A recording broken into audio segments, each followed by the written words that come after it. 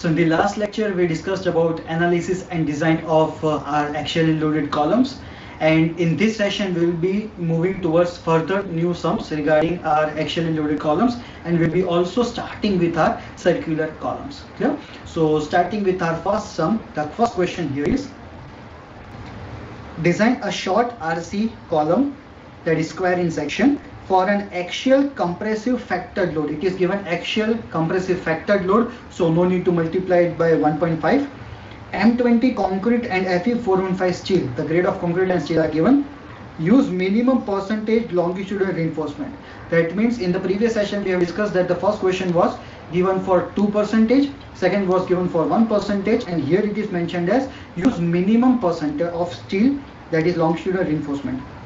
The change is we need to design lateral ties and also we need to sketch the reinforcements. Clear? So these are the changes regarding the previous session that we have discussed.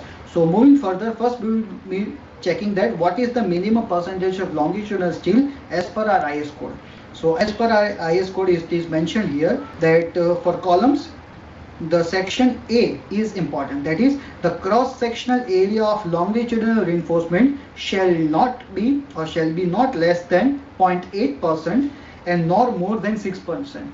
So for columns and by providing longitudinal reinforcement, that is our main steel, the minimum PT that we can take is 0.8% and the maximum that we can go up to is 6%.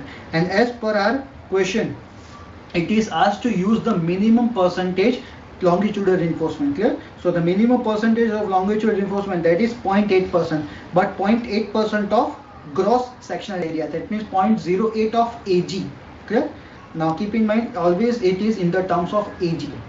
So here, as you can see here, that from IS code, that is page number 48, the minimum percentage is 0.8%. So here the value of ASC will be, that is 0.00 of AG, and from this we will be finding the value of AC, that is area of concrete. So the remaining portion will be of concrete. So concrete will be 0.992 AG. Now using these two equations, we will be solving the value of AG, and for that we will be moving towards our main page, that is page number 71. The PU, that is total load, the ultimate load is given in question as 1500 kilonewton, and from this equation, as you can see here, that PU will be equal to 0.4 FCK AC plus 0.6 F5 67 Fi ASC. From this equation we will be always calculating the value of AG priorly.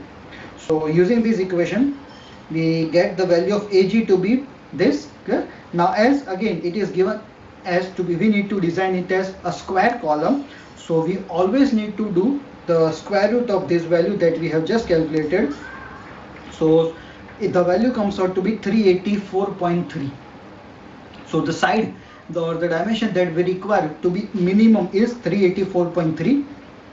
so we will be providing the dimensions to be 400 cross 400, as we have discussed in the last section, that the dimension that we provide always should be in the terms of 50. Clear? So while rounding it off, you don't need to round it off to 390, 380, 370 something. You always need to round it off in the terms of 50s. So the dimension that we have provided is 400 cross 400. So from this you can calculate the value of AG that is provided, and again from this equation that we have just solved, now we will be finding the value of ASC.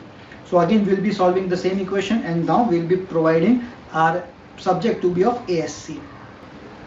So from this equation we will be finding the value of ASC, that comes out to be somewhere around 820 mm square. Then we will be finding the steel content. Here again I have provided a composite section. You can still go for or opt for a homogeneous section. Composite section has been opted to check the least dimension and the maximum dimension that we used in the terms of diameter and pitch. Clear? So I have provided 4 numbers of 20 mm and 2 numbers of 12 mm. Again keep in mind the total number of bars should be always in the even numbers. Clear? Odd numbers are not provided in the columns. So the total ASC that is provided is 1482 mm square. Now moving further, the next step will be to find the diameter of lateral ties. Again we will be finding the diameter from page number 49 from the same cases.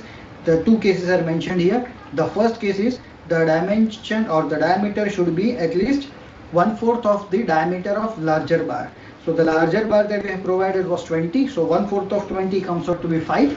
And the second case is 6 mm. Again, there is a printing mistake here. It is not 16 in your IS code. It is always a 6 mm.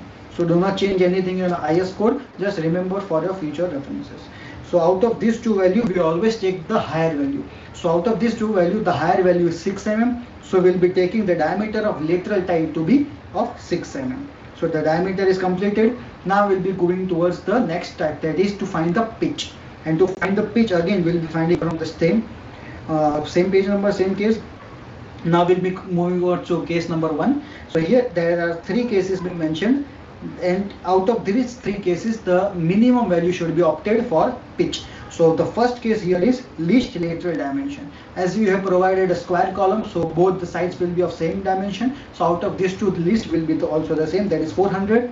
The second is 16 into 12. 12 was our low least dimension that we have provided. So it comes out to be 192.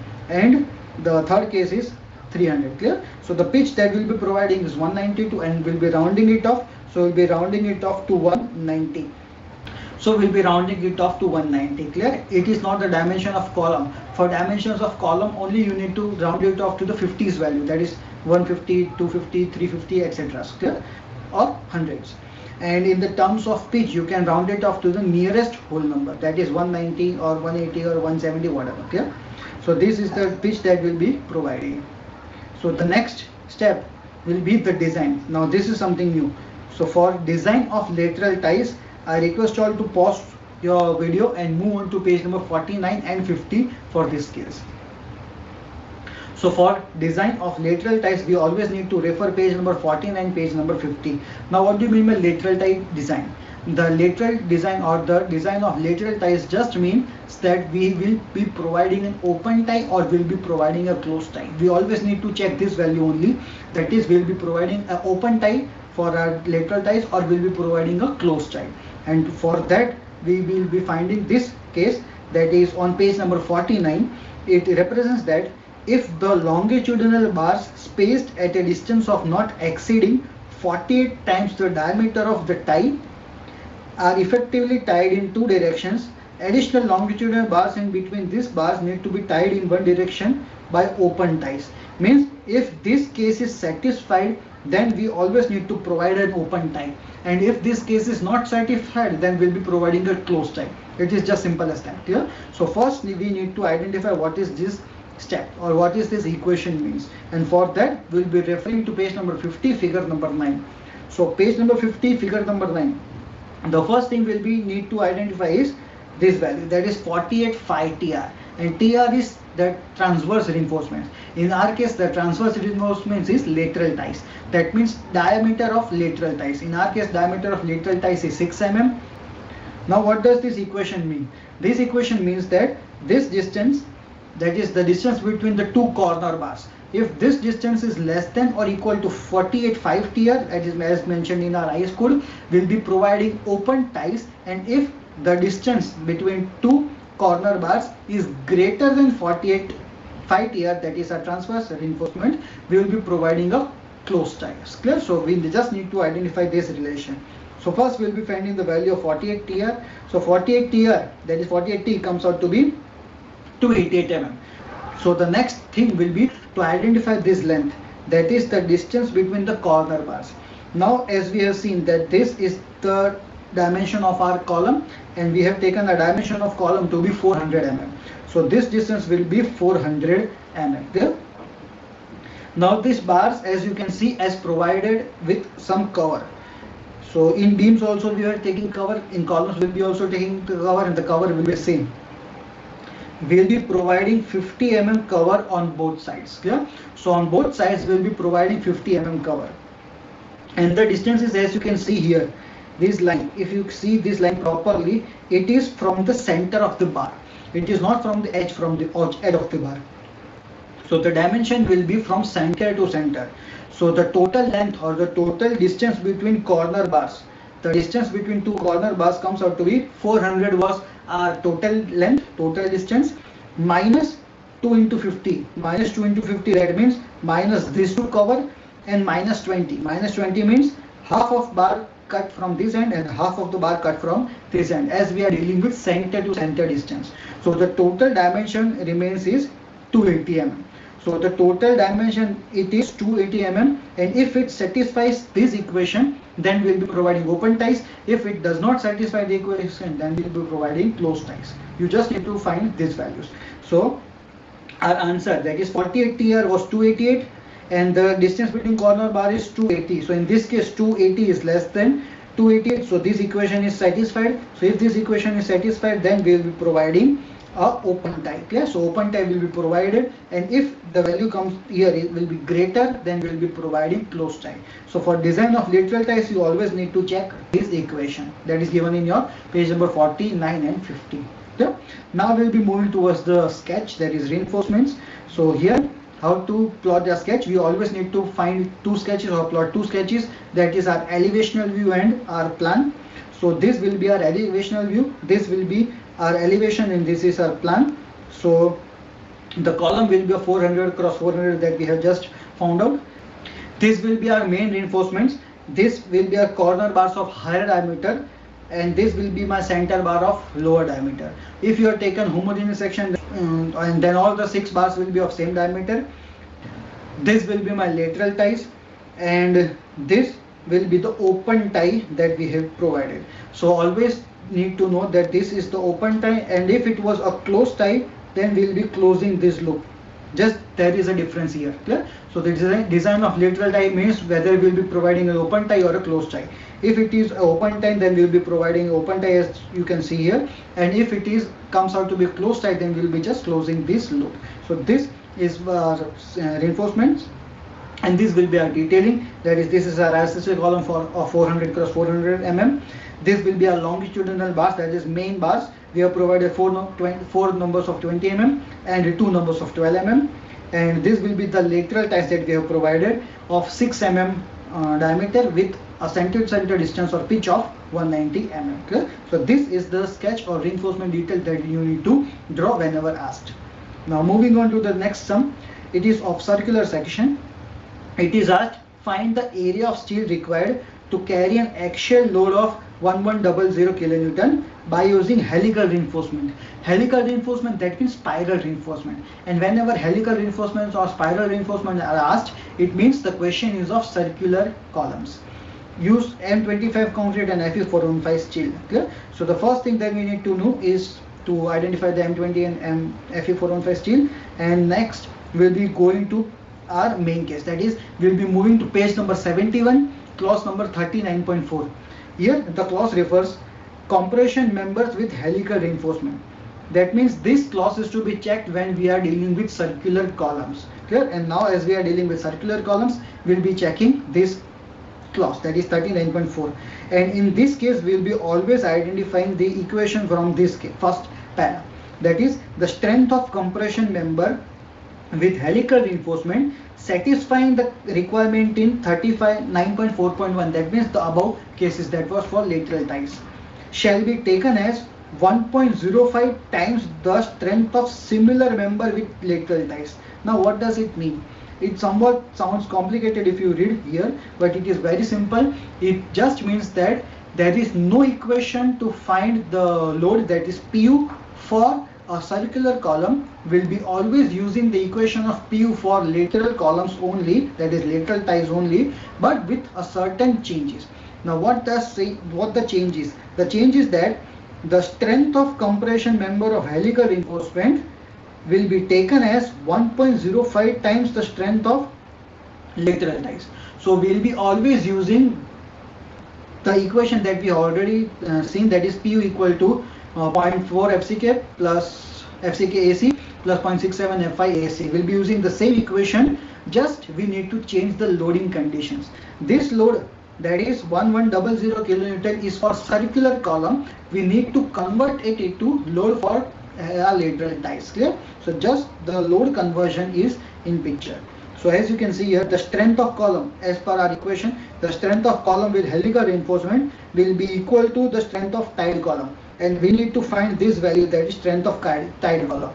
So we'll be making the subject, that is strength of tied column, but here keep in mind the load. The load is given as axial load of 1100. It is not mentioned that it is a factored load. So the next step will be to find the factored or design load. So in this case, factored load is 1650, And now we'll be using this, that is strength of column with helical reinforcement. This is given in question as 1650, and we need to identify the strength of tiled column. So if we make the strength of tiled column to be a subject, then the equation comes out to be 1650 upon 1.05. So whenever a circular column or a spiral reinforcement is to be designed, the only change here comes out to be that the load will be divided by 1.05. Clear? As per our clause, that is 39.4. So now we'll be taking the load to be 1571142 in our entire sum to solve and to find the value of ASC. Clear? So this is the major change that we need to incorporate while designing circular column. So we'll be using this load, that is 1571.42 kilonewton. So now again, the minimum reinforcement is not mentioned in question. So whenever minimum reinforcement is not mentioned, you can either opt for any value, but in general we'll be always taking it to be a minimum value. So we'll be assuming our minimum value, that is 0.8%. So from this we'll be getting the value of ASC and AC, that is ASC comes out to be 0.008 Ag and AC comes out to be 0.992 Ag, and from this equation we'll be finding the value of our X column. So from again the same equation, we'll be finding this equation is for lateral ties. So we have converted our load, that is PU. The load was given for our helical reinforcement. So we have converted the load for helical reinforcement to lateral ties by adding it by 1.05. So we can use it as in this equation. So solving it, we get the answer of Ag to be somewhere around this. Now, as it is a circular column, the total area will be equal to pi by 4 d square. So from this equation, we will be getting the value of diameter, that is by equating it to be pi by 4 d square. So the diameter comes out to be 405. So we'll be rounding it off to 410. For circular columns, there is no need to round it off in terms of 50. Keep in mind. For circular columns, there is no need to round it off to in the terms of 50 that we were doing for either square or rectangular columns. For circular columns, you can just opt for next whole number. Clear? So as we are getting the diameter to be 405, we will be rounding it off to the diameter 410. So after this, the next step will be our final step, that is to find the value of ASC. So again, so here now Ag provided comes out to be this value. Now we need to find the value of ASC. Now keep in mind there are two methods. First method we have already completed, that is to opt or to find the value of ASC from this equation by substituting the value of Ag here, that is AC will be equal to Ag minus ASC. So from this equation we will be getting the value of ASC, or you can use second method that we'll be seeing now, that was based on our assumption. We assume that we will be taking 0.08, that is 0.8% of our minimum reinforcement. So from that equation also you can find the value of ASC, that is the equation that we have obtained here. ASC that we have provided, this provided value will be substituted here, and this equation can only be applicable if the E minimum ratio is satisfied. Keep in mind, clear? So this equation will only be applicable when the E minimum ratio is satisfied by your end. So after you finding this value, the next step will be to find the relation that we have satisfied. So the next step will be to find the equation for E minimum, that is E minimum should be less than 0.05 d, that is given in our code here, that the value of E minimum should always be less than 0.05 d. So here now we'll be finding the equation. So E minimum, again the unsupported length is not given in question. So whenever unsupported length is not given in question, we always will be assuming the length to be 20, that is the minimum eccentricity to be 20 mm. So the 20 divided by d, d was our lateral dimension. As it is a circular column, the lateral dimension will be a diameter. So 20 divided by 410 comes out to be 0.0487, and it is less than 0.05. As it is less than 0.05, the diameter that we assume 410 is correct, and our assumption that we have discussed that minimum steel used to be required is also correct.